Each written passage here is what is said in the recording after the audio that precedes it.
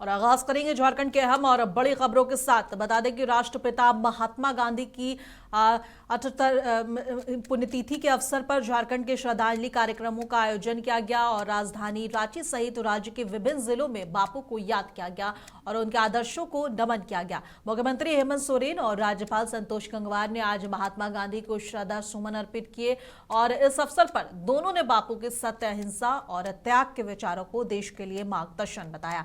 कार्यक्रम के दौरान भजन मंडली के कलाकारों ने महात्मा गांधी के प्रिय भजनों और राम धुन की प्रस्तुति दी और भजनों की सुमधुर ध्वनि से पूरा परिसर गांधीमय वातावरण में डूब गया। राज्यपाल और मुख्यमंत्री सहित सभी उपस्थित गणमान्य अतिथि बापू के आदर्शों और विचारों की अनुभूति करते नजर आए। इस मौके पर राज्यपाल संतोष कुमार गंगवार ने कहा कि महात्मा गांधी का जीवन सत्य, अहिंसा और नैतिक मूल्यों का प्रतीक है जो आज भी देशवासियों के लिए प्रेरणा देता है। और राज्यपाल ने आगे कहा कि भारत सरकार के प्रति आभार व्यक्त करते हुए कहा कि राज्य के पूर्व मुख्यमंत्री दिशोम गुरु दिवंगत शिबू सोरेन को पद्म भूषण सम्मान से अलंकृत किया जाना झारखंड के लिए गर्व की बात है। उन्होंने कहा कि यह सम्मान केंद्र सरकार की झारखंड के प्रति संवेदनशीलता को दर्शाता है।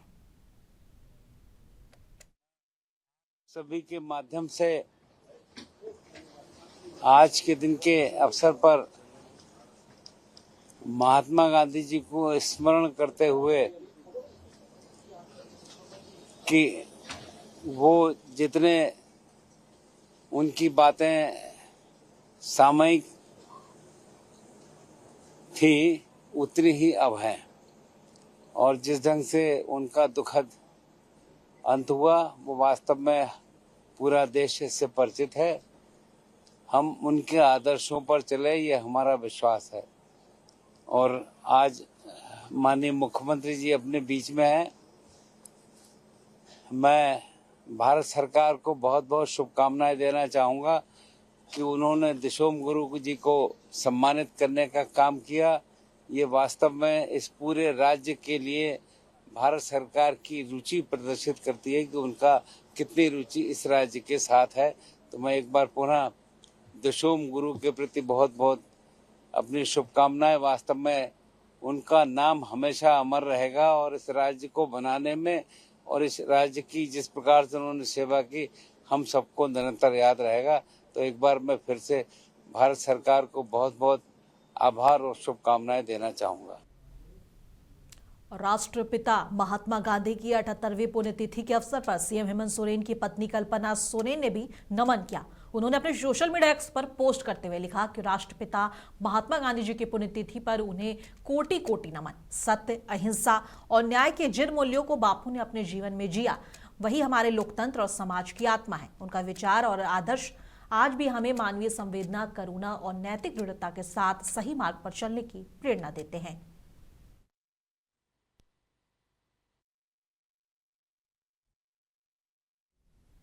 झारखंड सरकार के मंत्री डॉक्टर इरफान अंसारी ने भी महात्मा गांधी जी की पुण्यतिथि पर उन्हें नमन किया है।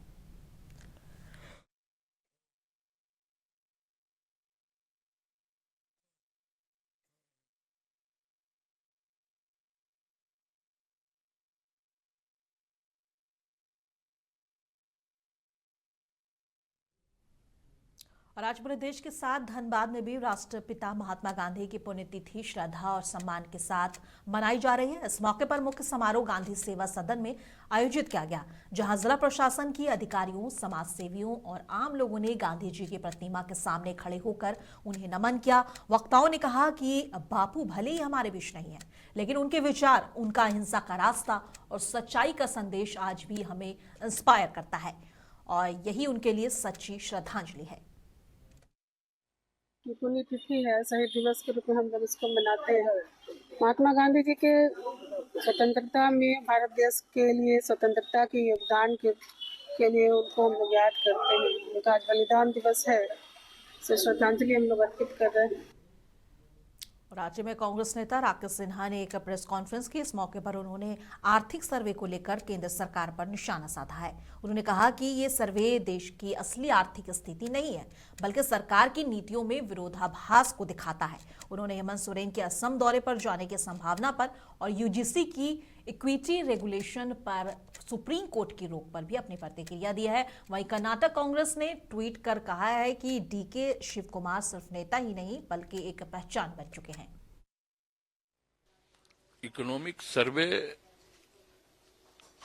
झूठ का पिटारा है और यह झूठ का पिटारा वित्त मंत्री जी, प्रधानमंत्री जी लगातार खोलते रहते हैं और आर्थिक सर्वेक्षण के नाम पर फिर वो झूठ का पिटारा खुल गया। जीडीपी का ग्रोथ 7.2% आर्थिक ग्रोथ में दिखाया गया है। किस आधार पे? देश में कोई इंफ्रास्ट्रक्चर नहीं है, छोटे उद्योग, मंझले उद्योग पूरी तरह से बंद हो गए हैं, डॉलर के मुकाबले रुपया पूरी तरह से धाराशायी है, सोना का रेट आसमान छू रहा है, चांदी 4 लाख रुपया चला गया है। कैसे इस सर्वेक्षण में हम यह मान लें कि जीडीपी हमारा बड़ा है? देश का इकोनॉमी पूरी तरह से ध्वस्त हो चुका है, तो उस ध्वस्त इकोनॉमी को झूठ के पिटारा के सहारे केंद्र की सरकार खड़ा करना चाहती है।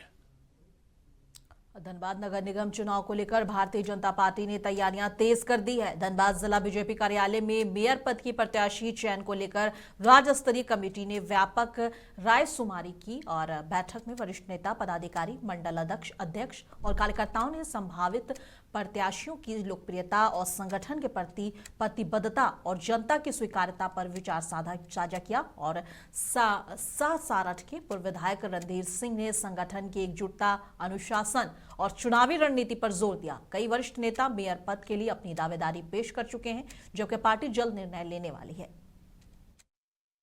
हम लोग उनको ठीक करेंगे और प्रयास करेंगे कि हम लोग का रायशुमारी से कैंडिडेट हो ताकि सीट हम लोग जीतें। धनबाद नगर निगम हम लोग जीतेंगे, त्रिपुरा जीतेंगे, हर जगह जीतेंगे इस बार हम लोग। अब तक कितने लोगों ने दावेदारी की? कार्यकर्ताओं की इच्छा होती है, कौन कार्यकर्ता चाहता है हम चुनाव भी कितनी संख्या में आए हैं? तो संख्या तो मैं नहीं बता सकता हूँ आपको, कार्यकर्ता चाहते हैं चुनाव लड़े हम, लेकिन ऐसा नहीं है। जो मजबूत प्रत्याशी होंगे जो चुनाव जीत सकते हैं, कार्यकर्ताओं के राय परामर्श, जो कार्यकर्ता राय परामर्श आया है उसके आधार पर उन प्रत्याशी को हम लोग केंद्रीय प्रदेश नेतृत्व को हम लोग रिपोर्ट देंगे। प्रदेश रिपोर्ट नेतृत्व फिर पर फैसला लेंगे। पूर्व विधायक संजीव सिंह भी पर्चा अब लिए हैं और पूर्व मेयर भी आपके भाजपा के हैं, तो क्या लग रहा है? दोनों ही एक बड़ा नाम है। हमने यही कहा ना कि दलगत आधार पर चुनाव नहीं होगा, इसलिए लोगों को लग रहा है कि मैं भी लड़ूं, लेकिन अंत तो वही होगा जो पार्टी चाहेगी। लोहरदगा जिला एथलेटिक एसोसिएशन के तत्वाधान में आयोजित 68वीं झारखंड ओपन एथलेटिक मीट का भव्य शुभारंभ ललित नारायण स्टेडियम में किया गया। 3 दिवसीय इस राज्य स्तरीय प्रतियोगिता का उद्घाटन उपायुक्त डॉक्टर ताराचंद्र और उप विकास आयुक्त दिलीप प्रताप सिंह शेखावत ने संयुक्त रूप से दीप जलाकर किया। इससे पहले अतिथियों ने स्वर्गीय शिव प्रसाद साहू के चित्र पर माल्यार्पण कर श्रद्धांजलि अर्पित की और खिलाड़ियों को संबोधित करते हुए डीसी डॉक्टर ताराचंद ने कहा कि खेल अनुशासन, टीम भावना और आत्मविश्वास का विकास करता है। प्रतियोगिताओं ने झारखंड के विभिन्न जिलों से आए 600 से अधिक खिलाड़ियों और 100, 200 और 400 मीटर दौड़, लंबी कूद, ऊंची कूद और थ्रो इवेंट्स में अपनी प्रतिभा दिखा रहे हैं। लोहरदगा जिला ओपन एथलेटिक मीट में जिस तरह आप देख रहे हैं कि 68 साल का हिस्ट्री है और बहुत लंबे काल से हम लोग इस कार्यक्रम को हर साल बड़े उत्साह के साथ और झारखंड राज्य के तकरीबन सभी जिला इसमें पार्टिसिपेट करते हैं। इस बार भी तकरीबन 13 जिला पार्टिसिपेट करने के लिए आए हैं। इस तरह का कार्यक्रम स्वाभाविक है, जो रॉ टैलेंट होते हैं छोटे बच्चों में उसको निखारने और प्लस उसको एक अच्छा प्लेटफॉर्म देने ताकि वो अपने स्ट्रेंथ को पहचान सके और वो उनके लिए एक स्प्रिंग बोर्ड रहता है ताकि उनको पहचान करके आगे अगर उस फील्ड में जाना चाहते हैं, चाहे वो 100 मीटर हो, 400 मीटर हो, 600 मीटर हो, उन सभी उसके लिए एक अच्छा प्लेटफॉर्म मंच उपलब्ध कराता है। पूरे झारखंड राज्य के सभी युवा एथलेटिक्स के लिए। तो इसके लिए जो संयोजक टीम है उन सभी को बधाई, और सभी लोहरदगा वासियों को हम अपेक्षा करेंगे कि यह कार्यक्रम 3 दिन का आता है, लंबे बड़े संख्या में आए, इन बच्चों को जो इस तरह के कंपटीशन में पार्टिसिपेट करते हैं उनको प्रोत्साहित करें, और ये बच्चे जो दूसरे जिला से आए उनको यह फील हो कि लोहरदगा एक बहुत ही हिस्टोरिकल डिस्ट्रिक्ट रहा है, जिसमें बहुत दूर दूर से पार्टिसिपेंट आते हैं, उनको एक अच्छा माहौल और अच्छा परिवेश दे, ताकि वो आगे भी जब अगले साल कार्यक्रम करें तो और ज़्यादा डिस्ट्रिक्ट इसमें पार्टिसिपेट करें। Thank you. आप लोग को सब विदित है कि कितने दिनों से स्टेडियम जो हमारा टूट गया है, काफ़ी प्रयास के बाद भी अभी तक ये बन नहीं पाया है। लेकिन अभी जो हमारी बातचीत उपायुक्त महोदय से हुई है, तो उन्होंने कहा है कि जैसे हमारा ये आयोजन समाप्त होता है, उसके बाद से उसका जो फंड आया हुआ है उससे काम करके पूरे नए स्तर से स्टेडियम बनाया। लोहरदगा नगर परिषद अध्यक्ष पद के लिए जैनाथपुर निवासी और युवा नेता संतोष उरांव ने नामांकन पत्र खरीदकर अपनी दावेदारी पेश कर दी है। स्थानीय राजनीति में उनके नामांकन के बाद नई चर्चा शुरू हो गई है और समर्थकों में उत्साह देखा जा रहा है। संतोष उरांव क्षेत्र में सक्रिय और जमीनी नेता के रूप में जाने जाते हैं, जिन्होंने हमेशा आम जनता से सीधे संवाद किया। उनका कहना है कि उनका मुख्य उद्देश्य लोहरदगा के शहरी विकास को सुनिश्चित करना है। जल आपूर्ति, सफाई व्यवस्था, सड़क और स्ट्रीट लाइट, पार्क और गरीबों के लिए आवास सहित महिलाओं और युवाओं के रोजगार का विशेष ध्यान दिया जाएगा। जो निर्वाचन के द्वारा नगर निगम का चुनाव किया जा रहा है, बहुत सहने की बात है, बहुत ही अच्छा है और हमने जोर शोर से तैयारी किए हैं। मेरा अकेले का ये मकसद नहीं है, जो मेरे जितना भी सामाजिक संगठन है मैं उनके माध्यम से हमको कैंडिडेट खड़ा किए हैं और मैं उन्हीं के माध्यम से खड़ा हो रहे हैं। और अभी तो मैं केवल फॉर्म ले रहा हूं, नॉमिनेशन फॉर्म। उसके बाद में मेरा जो नॉमिनेशन भरने का तिथि होगा 3 तारीख को हम भरेंगे।